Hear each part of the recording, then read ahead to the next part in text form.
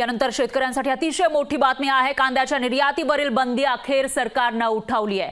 केंद्र सरकारने हा मोठा निर्णय घेतलेला आहे। लोकसभा निवडणुकीच्या पूर्वी तर शहांच्या अध्यक्षतेखालील समितीकडून निर्यातीला मंजुरी देण्यात आली आहे। यासोबतच बांगलादेशमध्ये देखील 50,000 टन कांदा निर्यात करण्यास परवानगी देण्यात आली आहे। तर कांद्याच्या निर्यातीवरील बंदी अखेर उठवल्यानंतर या संदर्भात शेतकऱ्यांचं नेमकं काय म्हणणं आहे तेही लोकशाही मराठीने जाणून घेण्याचा प्रयत्न केला आहे। याविषयी शेतकऱ्यांशी बातचीत केली आहे आपले प्रतिनिधी विशाल मोरे यांनी।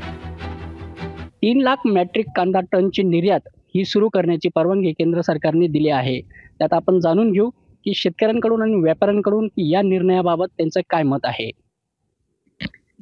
बाबा, काय सांगाल? कांदा निर्यात बंदी उठवली। कांदा बंदी जी होती ती 31 मार्चपर्यंत वाढवलेली होती, तर ते उठवण्यात आली अशी बातमी आम्हाला आलेली आहे। परंतु ते प्रत्यक्षात आहे का नाही ते आम्हाला काही कल्पना नाही, कारण शेतकऱ्यांजवळ आता कांदा राहिलेला नाही, तो फार कमी प्रमाणात आहे।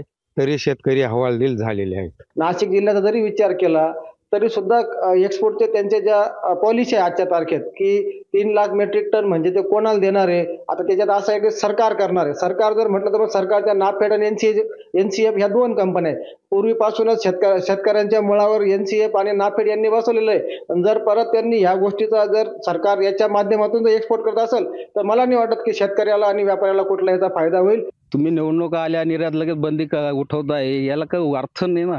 ज्या वेळेस पाहिजे होतं शेतकऱ्यांना त्यावेळेस तुम्ही नाही बंदी उठवली। आता बंदी उठवून काही उपयोगच नाही ना। शेतकरीकडे राहिलं तरी काय? हे असे कांदे कोण खाणार आहे? सरकार खाईल? कोण खाणार आहे कांदे?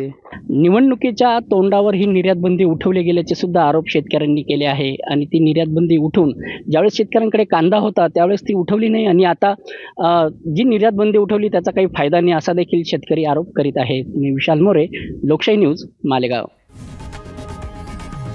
लोकशाही मराठी ऐका, पहा, जागरूक रहा।